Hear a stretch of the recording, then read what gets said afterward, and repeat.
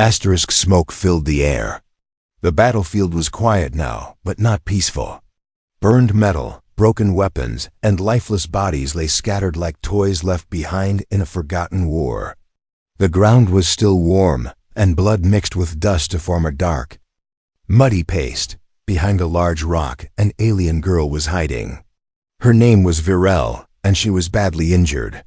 Her right leg was bleeding, her arms were scraped, and her breath was shaky. She pressed a hand to her wound and tried to stay still. One wrong move and she'd be dead. She was the last one left from her squad. The rest had fallen hours ago, slaughtered by human forces. She had heard stories about humans, that they were heartless, brutal, and showed no mercy to alien enemies. Now, she was sure her time had come too. Her eyes widened as she heard something. Footsteps. Heavy. Slow. Getting closer. She held her breath and grabbed the only weapon she had left, a broken plasma blade with only one weak charge left. She couldn't fight with it, but she'd rather die with a weapon in hand than beg. Then he appeared. A human soldier stepped around the rock. He was tall, wearing dark armor covered in scratches and burns. A helmet covered most of his face, but she could see his eyes. Cold, focused, and his weapon was already raised. He pointed it directly at her chest. Virel's heart stopped. She froze, blood dripping down her leg. She tried to lift the blade, but her arms trembled too much. The human stepped closer. "Don't move. You're my enemy." His voice was calm but serious, deep, cold like steel. She stared at him, her breathing loud in her ears. She waited for the shot, for pain, for death, but nothing happened. The human looked at her for a long time. Then slowly, he lowered his weapon. Virel blinked in shock. What was he doing? He reached into a pouch at his side. She flinched, thinking he was going to throw a grenade or pull out a knife. But instead, he pulled out a small water canister. He tossed it toward her. It landed near her hand. She stared at it. Confused. Was this a trick? "Drink," he said simply. She didn't move. Her mind raced. Why wasn't he killing her? Why was he offering water? "I'm not here to finish you off," the human said, still watching her. "You're already half dead." Virel finally spoke, her voice dry and cracked. "Then why?" The human didn't answer. He looked around the battlefield, then walked to a nearby fallen tree. He sat down, laying his weapon beside him, but still within reach. He took off his helmet, revealing a tired face. Dirt on his cheek, a scar near his eye. But not the monster she expected. "I've had enough killing," he said quietly. Virel's hands shook as she grabbed the water and took a small sip. It was cold and clean. It hurt her dry throat, but it felt good. She watched him carefully. "You're a human soldier. I am your enemy." "Maybe," he replied. "But right now, you're just a hurt girl trying to survive." "And so am I." His words confused her. This wasn't what she was taught. Humans didn't help aliens. They didn't show kindness. They destroyed. She wanted to believe he was lying, that he had a hidden plan. But something in his eyes told her he was telling the truth. Virel tried to move but winced in pain. Her leg wasn't working. She fell forward slightly. The human stood up quickly. "Don't move. You'll make it worse." She looked at him with fear. "You going to kill me if I move too much?" she asked bitterly. He gave a small, tired smile. "If I wanted you dead, you'd be gone already." He walked toward her. She tightened her grip on the broken blade, but he didn't seem scared. Instead, he knelt beside her and took something out of his bag, a small med kit. He opened it and gently reached for her leg. "Don't touch me," she whispered. "I'm trying to stop the bleeding," he said, not harshly, just honestly. "Why?" He looked at her then. Really looked. "Because I couldn't save my sister," he said quietly. "But maybe I can save you." Virel didn't understand everything, but one thing was clear. This human was not like the others. and she didn't know whether to be more afraid or more curious. Virel woke with a sharp gasp. She expected chains, a cage, or cold metal under her back. Instead, she felt something soft. A sleeping bag? She blinked, confused. The sharp pain in her leg reminded her this was real. She wasn't dead. Not yet. She sat up slowly and looked around. They were inside a broken building, an old war bunker. The walls were cracked, the roof half gone. Wind howled outside. Then she saw him, the human. He sat near the entrance, back against the wall, watching the storm through a broken window. His weapon rested beside him, untouched. His helmet was off again. His hair was damp. His eyes were open, but tired. He knew she had woken up. He didn't move, and that scared her more than any weapon. Why? She asked suddenly. He looked at her. Why didn't you kill me? She said, voice shaking. You had your gun pointed at me. I was right there, weak, bleeding, an enemy. You should have killed me. He didn't answer right away. He just stared at her, studied her face, like he was trying to understand her too. Because you looked like someone I couldn't save, he said finally. That made her pause. She frowned. What does that mean? He turned his gaze back to the storm outside. My little sister, he said. She was your age, maybe younger. Her school got bombed when this war started. I came home to rubble. Virel looked down. She didn't know what to say. I hate war, he continued, but I still fight. Because that's what we're told to do. He picked up his gun and placed it beside him again, close, but not aimed at her. You hate me, Virel said. Don't you? The human gave a tired laugh. I don't even know you. She was quiet. Then she whispered, my name is Virel. He turned to her, surprised. She saw it in his eyes. You told me not to move, she added. Called me your enemy, but then you gave me water, carried me, treated my wounds. Why? He sighed. Because I think this war makes monsters out of good people. I don't want to be one. Virel's throat felt tight. She didn't know. Humans could feel guilt. She didn't know they could feel anything.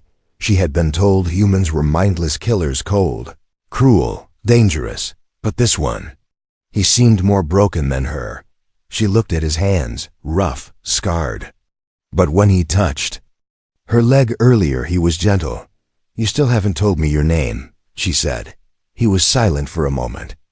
Then, Kyle, she nodded slowly. Kyle. A strange silence settled between them. Not angry, not afraid. Just heavy. Then she noticed something. His eyes were closed. He had fallen asleep right there, in the open, with an injured alien in the room. She stared at him. Her heartbeat quickened. The knife, she saw it on his belt. Quietly, carefully, she slid out of the sleeping bag. Her leg burned, but she gritted her teeth. Her fingers reached forward and grabbed the handle. She stood, holding it in shaking hands. She moved toward him, limping. 1 step, 2 steps. Now she stood over him. His head was tilted slightly.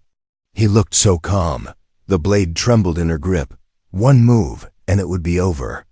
She could run, escape, maybe even go home if home still existed. But then, he whispered in his sleep, Don't cry, Allie. I'm here. Virel froze. Allie? His sister? She stood there, knife in hand, staring at the man who had carried her, protected her, and healed her. Even though she was his enemy. She slowly lowered the blade. Then, she placed it back near his belt and limped back to the sleeping bag. Her body still hurt. But now, something else hurt too. Her chest. She lay down, pulling the blanket over her. And for the first time in days, she whispered not to herself, but to the man sleeping beside the fire. Thank you, Kyle. The morning sun rose slowly behind the broken walls. Inside the ruined bunker, Virel was already awake. She didn't sleep much, not because of pain, but because of thoughts, questions, emotions. Her legs still ached. But something else was bothering her even more. She had almost stabbed Kyle last night. The human, the one who could have left her to die, but didn't. Now he was awake too, silent, packing his bag. She watched him from the corner of her eye. His back was to her, but she could tell he was thinking about something heavy. After a moment, she finally spoke. "You're leaving?" He didn't turn around. "I need to find a signal. My team thinks I'm dead. If I don't check in soon, they'll come looking." She sat up slowly. "Then go." Still, he didn't move. She added bitterly, "You don't owe me anything. I'm just a burden."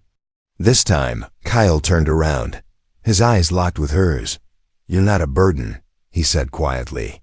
Varel gave a dry laugh. "You carried me, fed me, gave me your medicine. I slow you down. I'm your enemy. What else do you call that?" Kyle didn't answer right away. Instead, he walked over and crouched beside her. "Look at me," he said gently. She did. "You are not my enemy," he said slowly and clearly. "You are a survivor, like me. And you didn't kill me when you had the chance." Varel looked away ashamed. "I tried," she whispered. "I held the knife, but you didn't use it," he said. "And that means something." She didn't know what to say. No one had ever looked at her like that before. Not even her own people. Then Kyle stood up. "We're both stuck in this mess, and I'm not leaving you behind." He went to the doorway and peeked outside. The storm had passed. The sky was gray, the ground still wet. There were no drones. "No movement. We move now," he said, "before others find us." Virel tried to stand but fell back with a gasp. Kyle was beside her in seconds. "I can't walk," she said through gritted teeth. "Leave me. Go." He shook his head. "Not happening." Without another word, he slipped his arms under her and lifted her into his arms. She hated how weak she felt. She hated how warm he was. She hated how safe she felt. As he carried her out of the building, she whispered, "You're crazy, human." He smiled slightly. "Been told that before." The path ahead was rough, trees half burned, craters in the ground. They moved slowly, Kyle breathing heavy but steady. Varel stayed quiet at first, too embarrassed to speak. Then, after a long silence, she asked, "Why are you doing this?" Kyle looked down at her, tired eyes but still focused. "Because I don't want to lose myself." "What does that mean?" "I've seen too many good people become monsters in this war," he said. "Killing without feeling. Orders before life. I refuse to be like that." She watched his face. He meant every word. "I'm not your responsibility," she said. "I made you mine," he replied. Hours passed. Kyle's legs grew tired, but he never stopped. Not once. He found shelter under an old transport shipwreck, hidden by vines. There, he gently laid her down. As he built a small fire, she whispered, "No one ever carried me like that before. Not even my people." He glanced at her. "That's sad." She nodded. "It is." She hesitated, then added, "I used to think all humans were monsters. Cold, evil." Kyle threw a few dry branches into the fire. "And now?" She looked at him for a long time. "Now I think maybe some monsters are just tired people." He chuckled. "That's fair." Later that night, as the fire crackled, Varel shifted closer to him, not out of fear, not out of need, out of something else. Trusted leaned her head slightly against his shoulder. He didn't move away. Instead, he said softly, "When this war is over, what will you do?" She thought about it. Then whispered, "I don't know, but maybe I won't be alone." The peace was broken by a sharp beeping sound. Kyle froze. He grabbed his small communicator from his belt. The screen flashed red. "Recon team nearby. Human patrol less than 1 mile." His blood went cold. They had found him, and if they saw Varel, an alien enemy, lying beside him, they wouldn't ask questions. They would shoot her on sight. Kyle turned to her. She was sleeping, her head on his shoulder, breathing soft and slow. She looked peaceful for the first time since he had found her, but that peace wouldn't last. He touched her arm gently. Virel, wake up. Her eyes opened, slow and lazy. What is it? We need to move, now. She sat up confused. Why? What happened?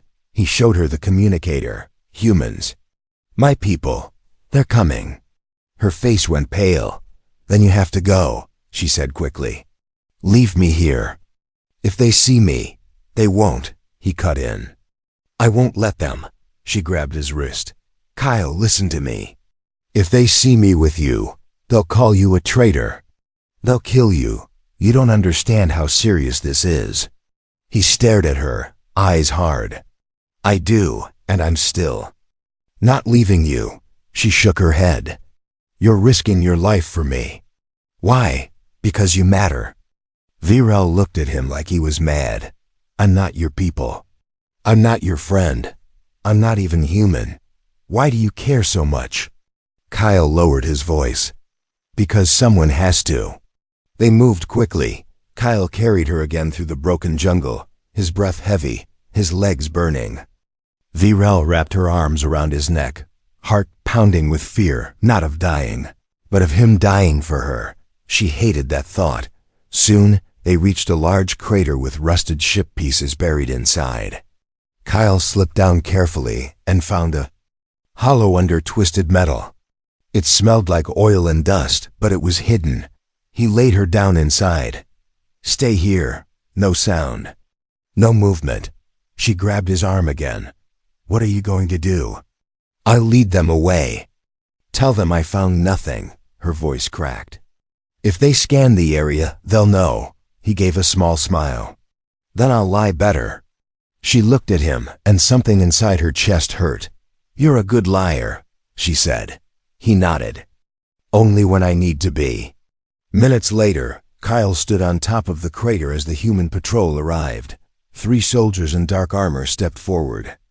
Their commander, a woman with sharp eyes, raised her rifle the moment she saw him. Kyle, you're alive? He raised his hand slowly. I am. You've been off the grid for 3 days, she snapped. Where have you been? Kyle looked around, pretending to be dizzy. Ship crashed, lost gear. Took cover from the storm, no contact. The commander stepped closer. Alone? He nodded. Alone. Then why is your tracker showing heat signatures down in that wreck? His heart skipped. She raised her hand.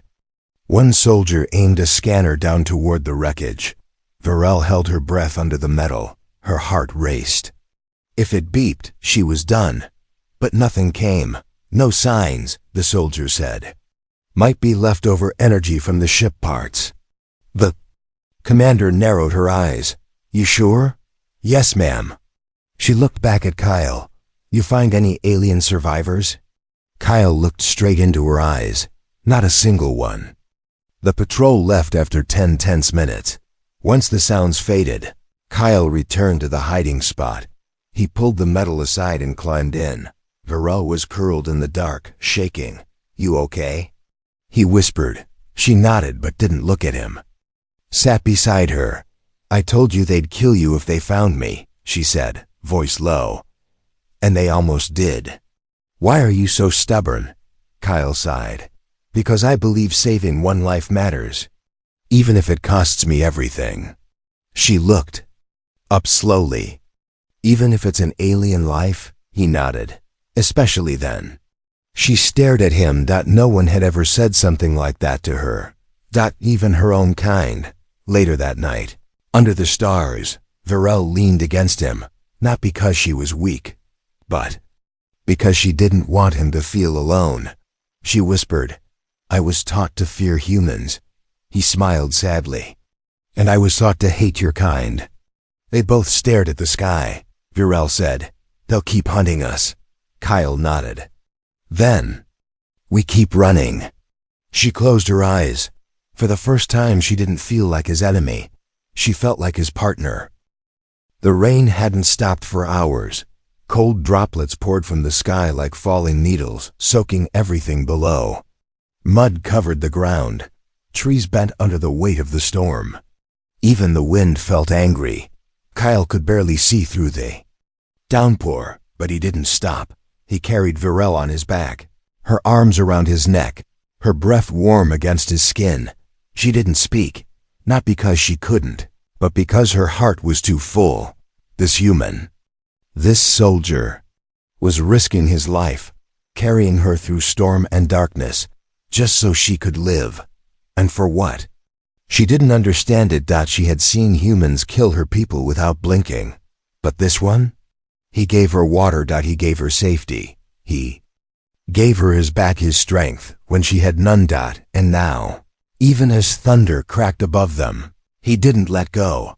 They reached a small cave under a cliff. Kyle set her down gently and collapsed beside her, breathing hard, chest rising and falling like waves. He pulled out a heat pack from his bag and cracked it open. It glowed softly, warm.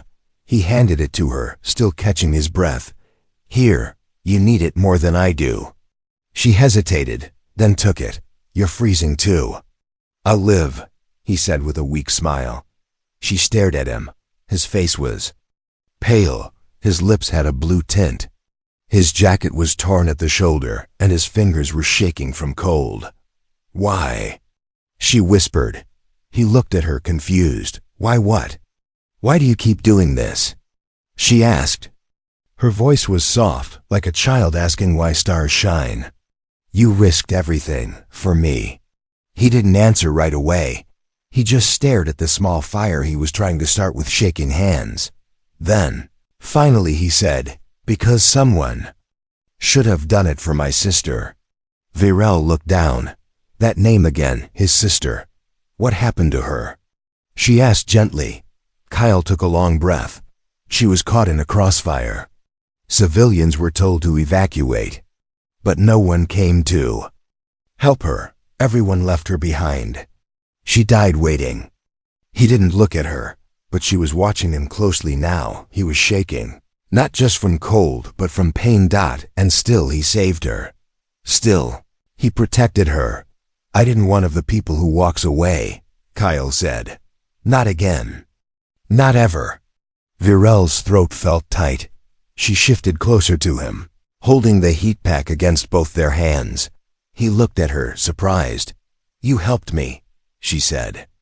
"So let me help you, even if it's small." He gave a small smile. They sat in silence, hand to hand, letting the warmth spread. Later that night, the rain softened. They ate in silence, some ration bars and dried fruits. Then, Virel broke the quiet. "When I was younger," she began, "my mother told me that humans were like storms, loud, violent, unpredictable." Kyle raised an eyebrow. "Is that a compliment?" She smirked. "She said storms destroy everything." Kyle nodded slowly. "She wasn't wrong. We've done terrible things." Virel looked at him. "But she never told me storms can also bring life." He blinked. "Rain feeds the ground," she continued. "It helps things grow, and you helped me breathe again." Kyle looked at her for a long time. His face softened. "You're not what I expected either," he said. "You're not just a soldier. You're something stronger." "What do you mean?" "You're still kind, even after everything you've lost." Virel smiled sadly. "Maybe that's what real strength is." As the fire crackled low, Virel looked at him and whispered, "If we survive this, what happens then?" Kyle didn't answer right away. Then he said, "Then, maybe we start something new." She didn't fully understand what that meant, but it made her heart beat faster. For the first time in days, Virel stood on her own 2 feet. The cave was quiet. Morning sunlight slipped through the cracks in the stone ceiling, painting the cold floor with soft golden light. She looked down at her leg. It still hurt, but not like before. The wound had closed. The bandages were dry. Her body was weak, but her bones held her up. She had done it. She could walk again. She should be happy. But her heart felt heavy. Across the cave, Kyle was kneeling near a small fire, packing supplies into his worn-out bag. His face was calm, but there was something different in the air today. A silence between them. An invisible goodbye. She limped over slowly. Her footsteps soft. Kyle heard her and looked up. His eyes widened when he saw her standing. "You're walking?" he said with surprise. Varel gave a small nod. "Yes, finally." Kyle stood too. "That's great. It means you're healing. It means you can go home now." She forced a smile. "Yes, I can." But inside, she didn't feel free. She felt lost. They didn't speak much as they walked side by side through the quiet forest of thought. Now she wasn't on his back. Now she walked beside him, but with every step, the space between them grew wider, not in distance, but in feeling. She should be running back to her people, but her legs moved slower than her heart. Finally, she stopped walking. Kyle noticed and turned around. "You okay?" he asked. She looked at him carefully. "You're going back to the base, right?" He nodded. "I have to report in. My absence is already suspicious. If I disappear longer, they'll come looking." Virel lowered her eyes. "And what will you tell them?" Kyle sighed. "That I was alone. That I found shelter. That no alien survived." She raised her eyes. "But one did." He stared at her. "Yes, one did." Silence again. Then she asked, "And what if I don't want to go back?" Kyle blinked. "What do you mean?" "I can walk now," she said. "I can leave. I can vanish into the woods, find my people, or disappear forever. But I don't want to." Kyle's voice was quiet. "Why?" She stepped closer. "Because the only time I felt alive, the only time I felt safe, was when I was with you." Kyle didn't speak. Virel continued, her voice soft but sure. "You could have killed me. You could have let me die. But you didn't. You fed me, carried me, sat beside me when I cried. You became my shelter." She looked up at him. "And now, I don't want to leave it." Kyle lowered his bag slowly. He looked into her eyes. "Virel, if you stay with me, you'll be hunted by both sides. My people will call you a spy. Yours will say you betrayed them. I don't care," she said. "Let them call me what they want. I know what you are." "What's that?" She smiled. "Home." They spent one last night together in the forest. No war, no orders, no fear. Just two souls who should have never met, but somehow healed each other. Virel sat beside Kyle, head resting on his shoulder. "Do you think peace is possible?" she asked. Kyle looked at the stars. "Maybe not now, but one day. And if that day comes, maybe they'll remember a human and an alien who didn't follow the rules." She smiled. "Maybe." At sunrise, they reached a cliff overlooking a valley. Below was the human base. Smoke curled from the towers. Fences, drones, cuneiforms. Kyle looked at her. "This is where we part, isn't it?" She took his hand. "Maybe not." And together, they walked down, ready for whatever waited next. Asterisk guns were pointed at her face. Virel didn't flinch. She stood tall, even as the bright lights from the human base blinded her, and soldiers surrounded her with weapons raised. Kyle stepped in front of her, without hesitation. "Lower your weapons," he shouted. "She's with me." The base commander, an older man with a sharp jaw and cold eyes, stepped forward. His face twisted in confusion and rage. "You brought an alien into our camp?" Kyle didn't move. "She's not just an alien. She's a person. She's my responsibility." "She's the enemy," the commander growled. "No," Kyle said, his voice firm. "Not anymore." The air was thick with tension. Virel could hear the clicks as guns were armed. She could feel the fear in the soldiers around her. Not just fear of her, but of what Kyle had just done. They didn't understand. They didn't see what he saw. But Kyle stood like a wall between her and death, and she knew he would die before letting her get hurt. "Explain yourself, soldier," the commander said. Kyle's voice was calm, but strong. I found her injured. I could have left her. I could have ended her life. But I didn't, because I saw something worth saving.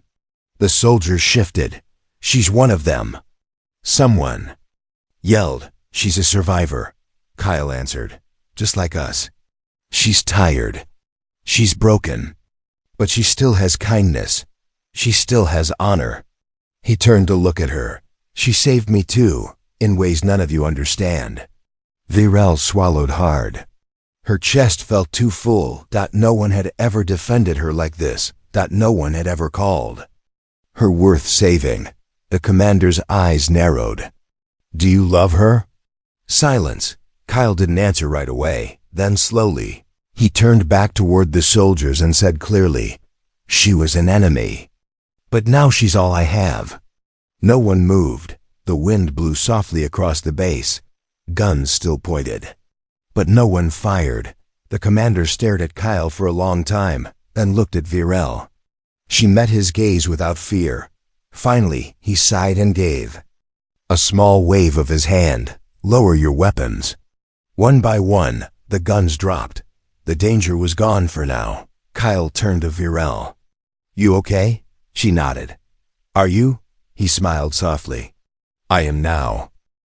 In the days that followed, things were not easy. Some soldiers refused to speak to Kyle. Some spat when Virel walked by. But others began to see. They saw how she helped build shelters, how she cooked, cleaned wounds, and even trained younger recruits. In alien survival skills, she became part of the camp, not as a prisoner, but as a bridge. One night, sitting by the fire, Kyle handed her a metal tag with his name on it. Virel held it in her hand, surprised. "What's this?" "Soldiers. Wear them to be remembered," Kyle said. "If we fall in battle, someone knows who we were." She looked up at him. "You're giving it to me?" He nodded. "Because if anything ever happens to me, I want you to be the one who remembers." Tears stung her eyes. She didn't speak. She just reached out, took his hand, and held it tight. The war was still raging beyond the mountains, but inside their little world, something had changed. Not victory, not peace, but something more rare: hope.